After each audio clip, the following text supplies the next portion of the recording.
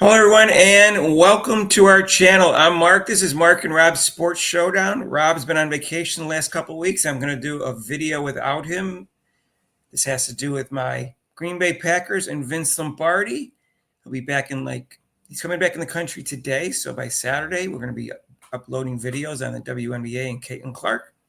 So hang tight.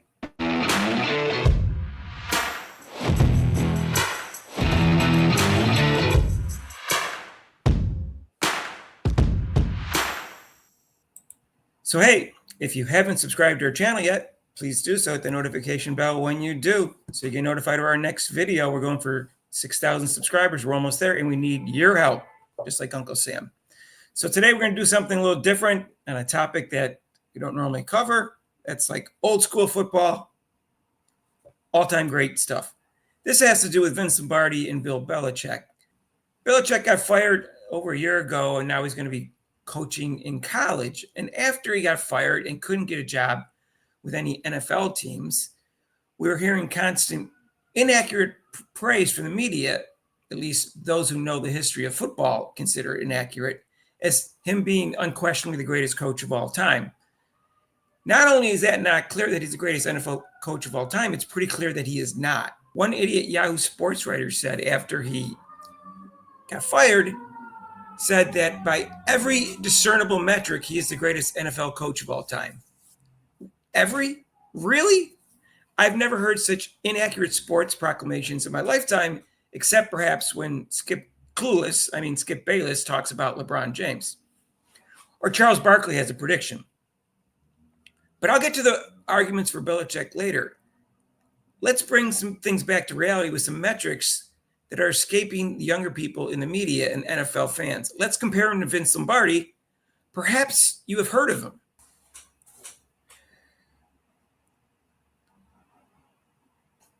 So instead of just giving you my opinion, I'm just going to give you some statistics and let you decide.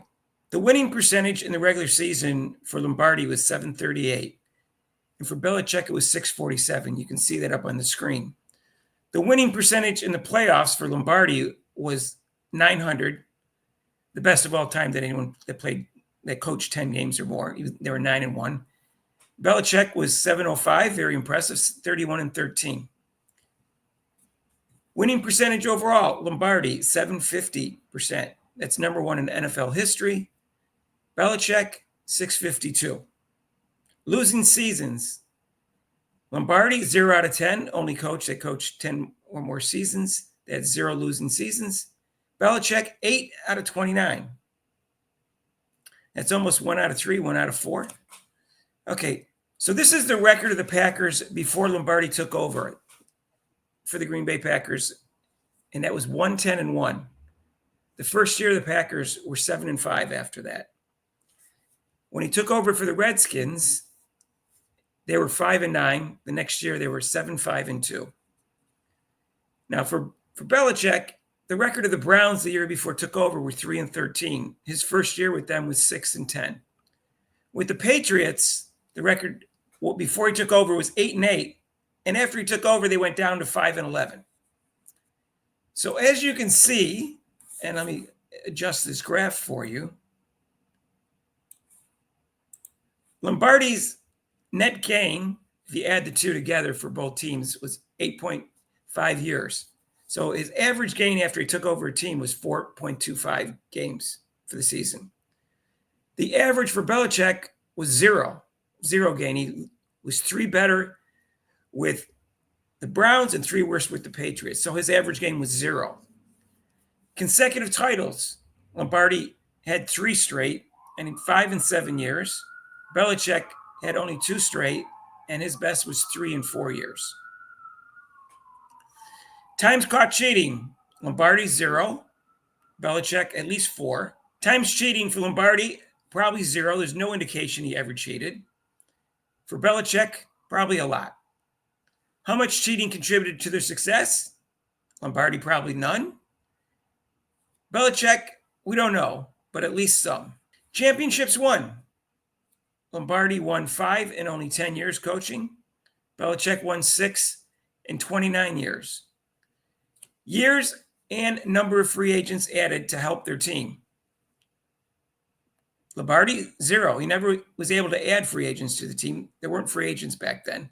Belichick had 29 years where he added free agents, and he did that several times. Coach of the Year, Lombardi won it twice in 10 years, and Belichick won it 3 times in 29 years. Number of times fired, Lombardi, 0. He did die after 1 year with Washington Redskins during his second time coaching. He resigned the first time. And Belichick got fired twice. Now let's, as you can see, in every metric, Lombardi came out ahead, except for the number of times Coach of the Year and the total number of championships, but he did it in much fewer years.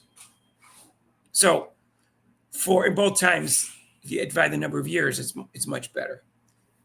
Now, let's get to free agency, because that's the argument that people make about Belichick, that he did all this with free agency, and it was such a disadvantage to have to deal with free agency and salary caps and things like that, when in fact it wasn't really a disadvantage, because you could add free agents just as much as you could lose them, and you could plug them in to missing spots on your team, holes that you have that you couldn't do before when Lombardi was playing. All they could do is make trades and draft.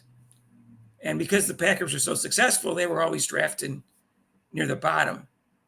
So anyways, that's what something to keep in mind, is that people think that free agency has made it so much harder, when in fact it's an advantage and a disadvantage at the same time.